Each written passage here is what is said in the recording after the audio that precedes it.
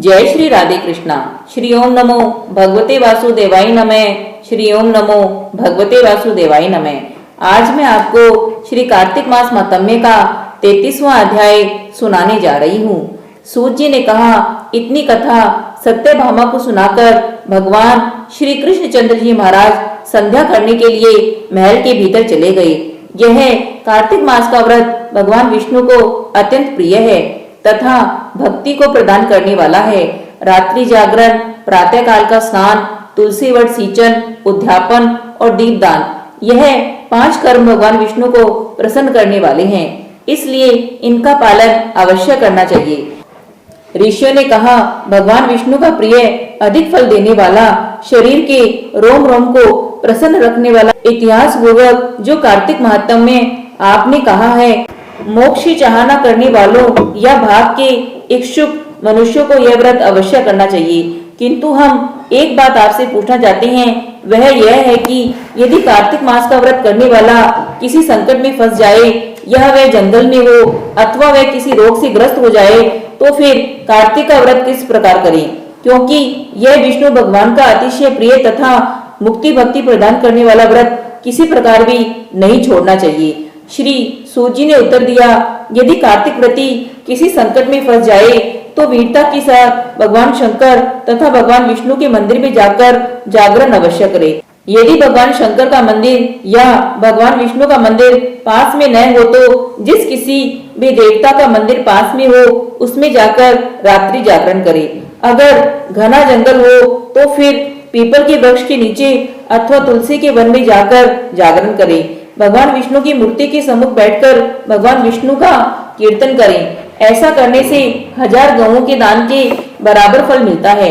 जो मनुष्य विष्णु के कीर्तन में बाजा बजाता है उसको वाजपेयी यज्ञ के बराबर फल मिलता है। और हरि कीर्तन में नृत्य करने वाले प्राणी को समस्त तीर्थों में स्नान करने का फल मिलता है।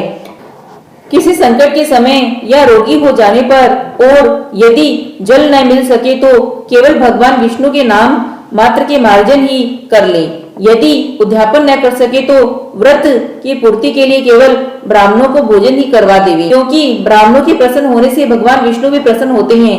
यदि आप दीपदान न कर सके तो दूसरे की दीप की वायु आदि से भली भांति रक्षा करें। और यदि तुलसी का पौधा पास न हो तो वैष्णव ब्राह्मण की ही पूजा कर लेवें, क्योंकि भगवान विष्णु सदा अपने भक्तों के निकट ही रहते हैं। इन सब के न होने पर व्रती ब्राह्मण गऊ, पीपल और वट वृक्ष की श्रद्धा से सेवा करे।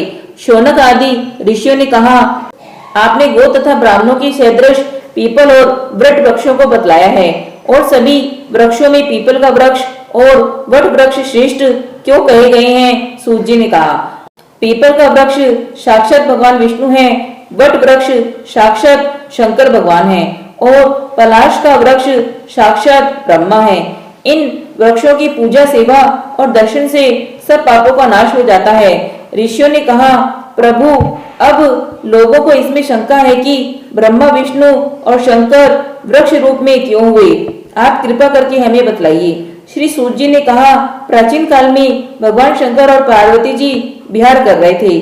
उस समय उनके विहार में विघ्न डालने के विचार से ब्राह्मण का रूप धारण करके अग्निदेव वहां पर गए। विहार के आनंद का नाश हो जाने के कारण क्रोध में भरकर श्री पार्वती जी ने समस्त देवताओं को शाप दे डाला।